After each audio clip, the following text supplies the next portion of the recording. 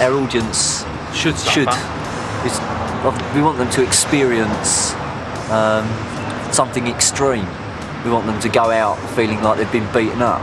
Death. And, we'd like them to go out hurting, just go home to recuperate. And remember it for the next 3 days. Yeah.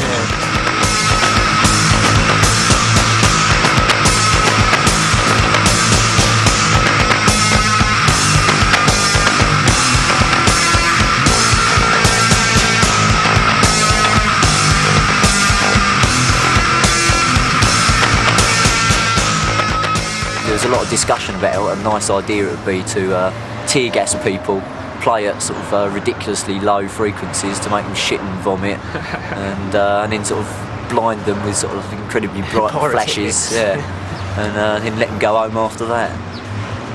It wouldn't be very It's a nice idea, but it'd be very difficult to do, and I think you'd run into trouble with the health and safety people.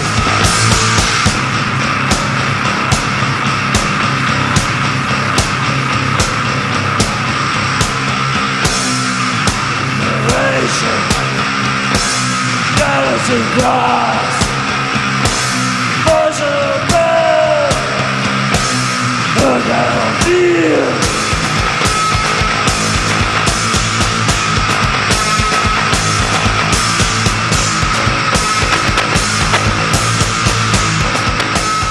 The first lineup of Sonic Violence was totally different.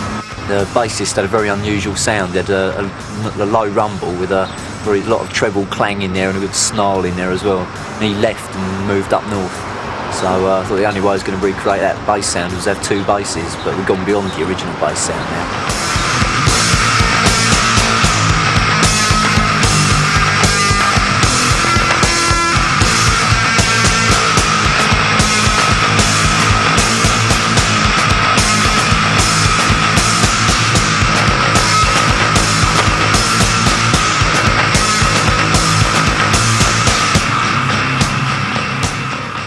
I think there's a lot of bands in the thrash sort of sphere and in the death metal sphere. There's a lot of bands that are playing very, very similar music, and none of them seem to be leaving themselves sort of anywhere to develop out of that. But I think we don't really fit into any category really. People always have a great deal of difficulty in pigeonholing us. So I think we can take it anywhere we want. The only thing we want to do is never lighten up what we're doing. Always try and make it heavier and more intense. You can't pound people into the floor with guitar solos.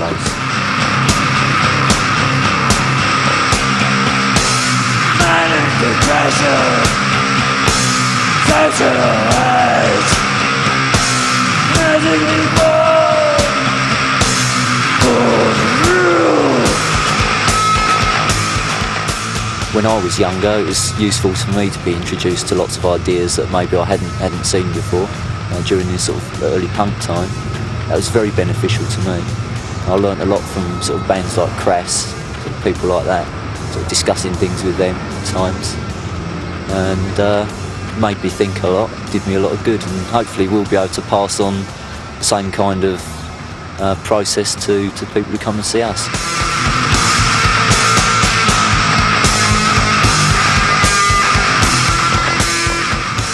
We've had quite a few skinheads come and see us in Germany, but they all belonged to something called Sharp, which is Skinheads Against Racial Prejudice. They're all alright, they're not your standard sort of Nazi moron skinhead.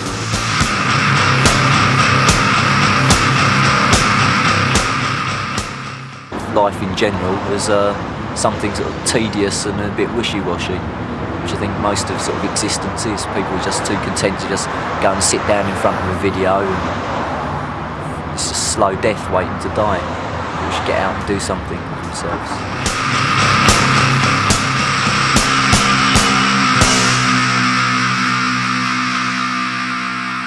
I can't explain why it seems to be sort of catching on.